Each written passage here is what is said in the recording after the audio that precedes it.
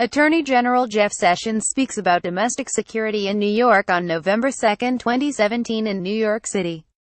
By Spencer PlattGetty Images. For nearly a year now, or arguably two, everything to do with Donald Trump has been reported as a major scandal, the death spiral, the bombshell, the walls crumbling, or the beginning of the end. I admit to calling a death spiral or two myself, but my death spiral sensor timing was off. Anthony Scaramucci does that to a man. Like Trump, I blame everyone else for this.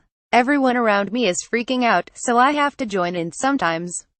There's also a hot, if competitive, market for the end of Trump. Trump is reliably unhinged, so the evidence is always at hand. But today's quick take will be an attempt, not the first, to talk people down. The week started with an indictment of Paul Manafort and one of his associates for what looks like obvious corruption. It was accompanied by the indictment of Loto mid-level campaign advisor George Papadopoulos, who seems to have done nothing illegal before perjuring himself to the FBI, which he seems to have done blatantly and idiotically. Spare some sympathy for a young ambitious guy whose career has been ruined over this. Then came articles suggesting, again, that Attorney General Jeff Sessions must have committed perjury when he told Senator Al Franken back in January that he did not have communications with the Russians. Or when he later said, "I have never met with or had any conversations with any Russians or any foreign officials concerning any type of interference with any campaign or election. Further, I have no knowledge of any such conversations by anyone connected to the Trump campaign." Since Papadopoulos was in touch with Russians, and so was campaign advisor Carter Page, then Sessions, goes the argument, was perjuring himself. All of this is, once again, overblown. It's not the end of Donald Trump. It's not the end of Jeff Sessions either.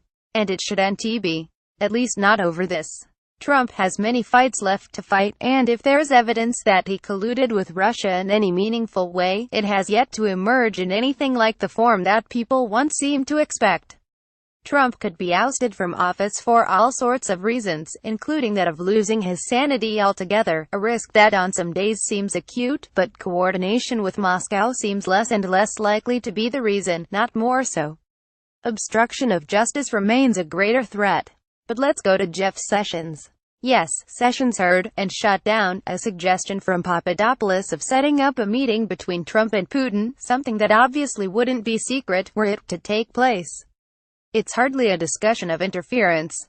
As for this week's CNN headline blaring that Carter Page testifies he told Sessions about Russia trip, the trip Page took in the summer of 2016, shall we recall who else, besides Jeff Sessions, knew that Carter Page was taking a trip to Russia? You, me, everyone. It was extensively covered at the time and soon after. Page's speech is available on YouTube. Sessions would have been insane to try to hide it. There's a grand irony to all of this. Liberals hate Jeff Sessions for being an ally of Donald Trump. Donald Trump hates Jeff Sessions for not being enough of an ally to Donald Trump.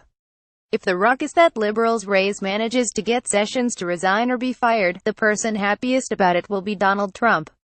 A few months ago, Trump was furious at Sessions for failing to gum the works of the Russia probe, and he was eager to fire him. Today, Trump is less inclined to do so.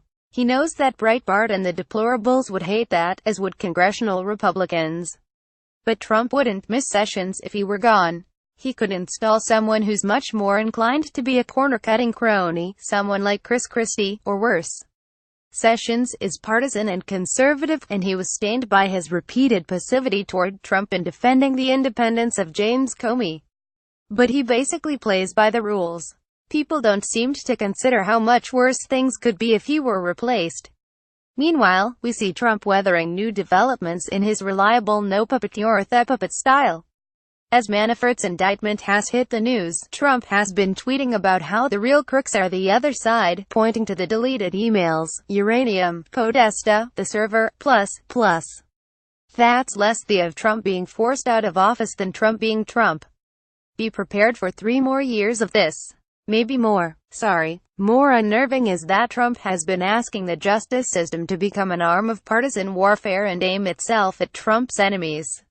Everybody is asking why the Justice Department and FBI isn't looking into all of the dishonesty going on with crooked Hillary the Dems, he tweeted early Friday, adding on more urgings in the same vein. But, frankly, we're getting used to this, too, and we're seeing signs that Trump's own people likewise tune it out. This is how Trumpian collusion looks in real life. It's announced in plain view, as subtle as a granite axe, and startling. Compared to subterfuge and subversion, though, it's less sinister. Fortunately, it's also less effective.